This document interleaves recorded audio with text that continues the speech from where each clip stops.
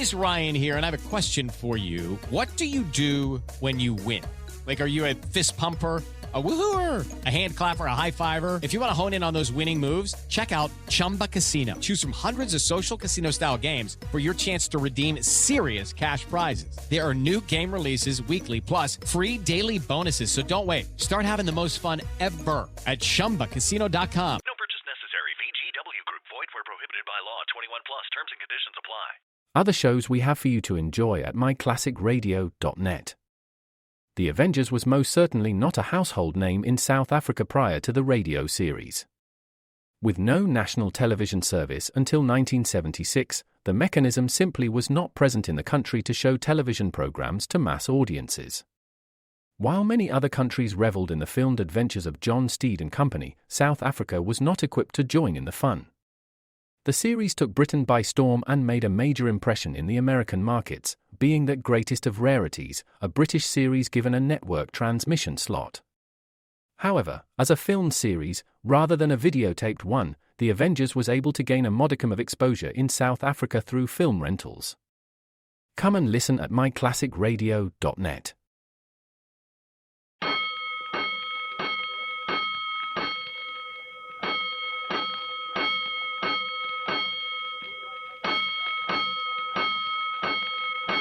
Five bells. Stand by all stations. Attention, all districts. A 5-alarm fire. 5 bells. Move in immediately. That's it. Let's roll. Let's go. Firefighters.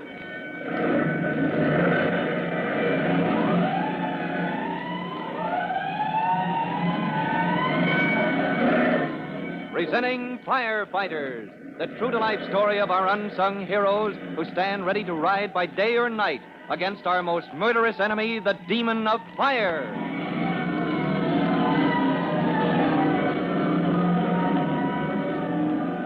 In just a minute, we'll visit Engine Company 209, where Tim Collins, rookie fireman, is quartered when on duty. Tim has been on a special assignment by order of Chief Cody, but is on his way back to the fire station now. And before he gets there, we have time for this message.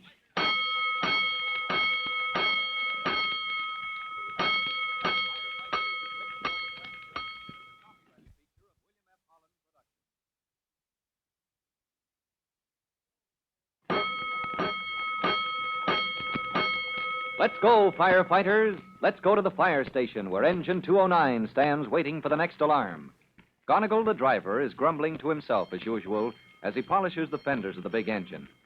Hearing Gonigal's voice, Lieutenant Greenspan comes out of his office and calls. Collins! That you, Collins? Oh, it's just me, Lieutenant. Where's Collins? Isn't he back yet? Nope. I guess he's still with Chief Cody. Well, he's hoping the chief lets us have him back soon. You gotta do something about those grass fires. You think Hooksy Collins can handle it? Well, I'm hoping he can get hold of those kids. I'd like to get hold of them. Burning off the grass in the vacant lots. Every day this week we've had a row because some kid got to playing with matches. There ought to be a law. There is a law, but those youngsters never heard of it. That's why I hope Collins can get in touch with them. Or maybe he'll catch a few and dust their jackets. I don't know, Gonigal. Maybe that's the way to handle it, and maybe not. Why don't you let me handle it, Lieutenant? I'd get me a big paddle. I'd go out in the lots where all these fires start. I'd take my paddle and I'd let the... 211. Box 211. Pearson Veazey. That's us, Gonigal. Turn out, you lazy bones. We roll. Pearson Veazey. Sounds like another grass fire. Hey, wait for me. All right, hold it, Gonigal. Here comes Collins. Reporting for duty, sir. Just in time, Collins. Get up in that cab. Yes, sir. You man back there, all clear behind. All clear. All clear, Gonigal. Move over, Hooksy. Make room for the lieutenant. Let's go.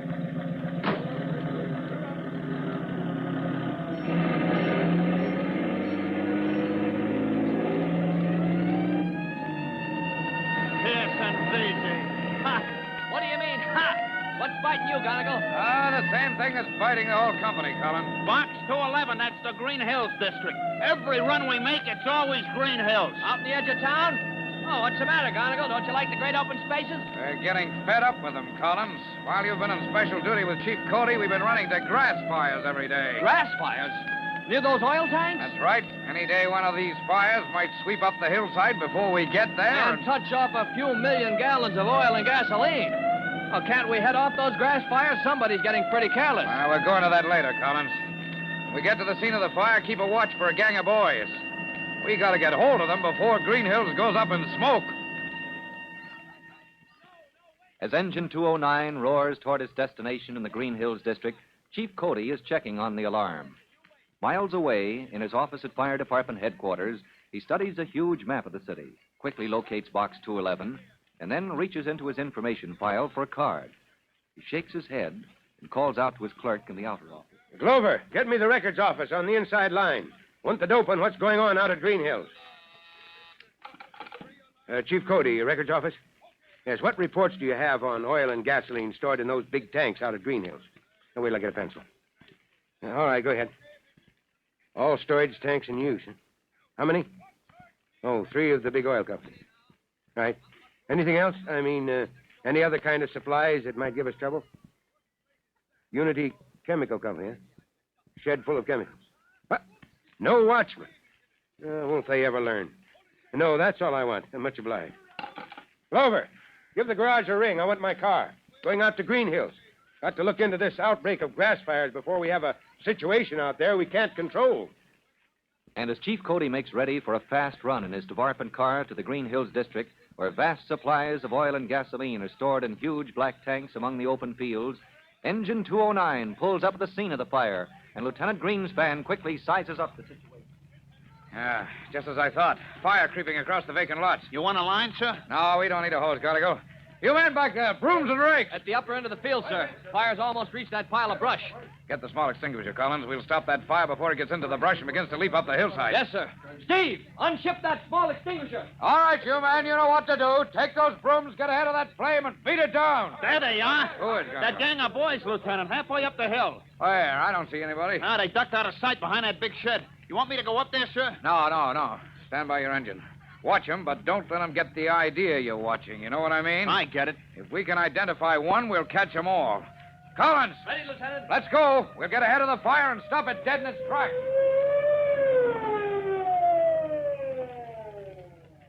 Well, driver, where's your company officer? Huh? There he is up there, Chief Cody. Oh, it's you, Gondigal. First time I ever caught you asleep on the job. Not me, Chief Cody. I was just concentrating. You know, concentrating? On what? What are you squinting for? For trying to see out of the corner of my eyes, Chief. I'm concentrating on that shed up there. Uh-oh. Don't look now. Gondigal, are you getting funny in the head? Me, sir? No, sir. No more than usual. The lieutenant, he told me to watch that shed. There's a gang of boys, Chief. Gang of boys, so that's it. Yes, huh? sir. We keep getting these alarms for grass fires, Chief, and all the time there's a gang of boys hanging around. Only they don't hang so close that you could get your hands on them. They've taken cover behind that shed? That they have, sir. Whisked out of sight soon as we got here. But I've been watching. They haven't gotten away. Couldn't make a break for it without me seeing them. All right, keep on watching, Gondigal. I'm going to talk to your lieutenant. Sing out if you see anything. Gondigal told me the situation, Lieutenant. So it's a gang of boys, huh? Well, we've seen them often enough, Chief. And they've been starting these fires? Yeah, I'm sure of it. Oh, excuse me, Chief. All right, Collins, we're through with that extinguisher up there. Yes, sir. Take it down below. Use it to smother any coals the men can't beat out with a broom. Okay, Lieutenant. Thing about these grass fires, Chief. Not one of them we've seen yet has caused any real damage. But any day now. Yeah, let's get hold of those kids. Gondigal says they're still up there behind that storage shed. They're faster on their feet than I am, Chief. But where can they run to? Higher up, there's the oil company fence, 9 feet high, with a wire mesh only a squirrel could climb. Yeah, so if we separate, if we each go around one side of the shed... I'll drive them toward you, or you'll drive them toward me. we can't miss. All right, let's get started. But remember, we don't want to scare those boys.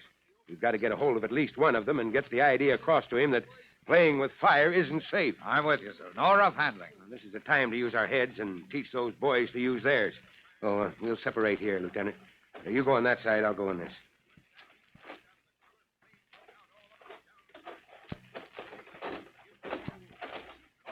Well, almost there. Don't want to scare the kids. No, sir, that won't help. But, Collins, what's the idea? Oh, I didn't mean to startle you, Chief. Coming up behind a man like that might as well shoot me as scare me to death. Oh, sorry, sir. I thought you heard me. I thought it was me you were speaking to. No, Collins, you just caught the old man talking to himself. Now, what's on your mind? Well, the fire's completely extinguished, Chief. I came to report to Lieutenant Greenspan, and then I saw you creeping along. Well, I mean... No, creeping is right, boy. Well, come on, creep along with me. We're trying to round up that gang of kids. Oh, hold it, Chief. We're at the corner of the shed. Yeah. Easy now. I heard somebody moving. Yeah, coming this way, just sneaking along. Be ready to grab him if you have to. Yeah, here he is. Collins, let go of my arm. Oh, but I... Oh, of course. I hope I didn't hurt your arm, sir. Hey, what happened, Lieutenant? I thought you were one of those kids. We've been stung, Chief. You thought I was one of those boys. I heard you. I thought the same thing. But where are they? We've been all around the shed and not a sign of them. Well, they didn't go over that 9-foot fence. Oh, somehow they gave us the slip. Well, if they ran away, why didn't Gonigo sing out? He was watching down there by the engine. So was the whole company, sir. Maybe they can tell us how we lost out. All right, back down the hill. Maybe Gonigo saw them.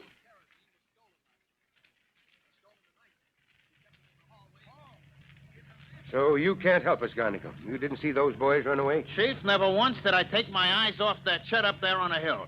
Never once did... Hey, there they go! Oh, good grief. Half a dozen of them, like a flock of sparrows. But it's impossible. We were there and they weren't. But they were there, all right, and there they go. Now, how did they put it over on us like that? Well, that settles it. We've got to put somebody to work on this case before those boys cause real trouble. I got a good man to handle it, Chief Cody. Collins, how about it? You tackle this case? Now, that's putting it up to Tim Collins in no uncertain terms. When the lieutenant of Company 209 and Chief Cody himself are baffled, can Tim find some way to get in touch with the gang of boys? There's no time for delay, because their dangerous game of starting grass fires may become deadly serious when flames reach the area where millions of gallons of oil and gasoline are stored. For Tim's approach to this case, listen to our next true-to-life episode of The Firefighters.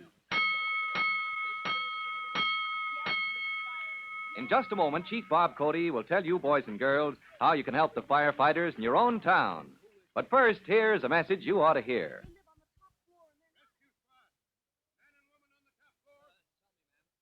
And now, Chief Bob Cody with a special notice for the Firefighters Brigade. Chief Cody. Boys and girls, this is your friend Chief Cody, and here's something we ought to think about. I've been noticing lately that some people are careless about burning rubbish and leaves and grass and so on. They don't realize how fast fire spreads and how quickly it gets out of control.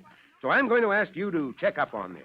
Now, just pass the word along that no fire at any time should be left to burn outdoors with nobody watching it. Remember, fire can't be trusted. So when you see rubbish burning, just look to see if anybody is in charge of the fire.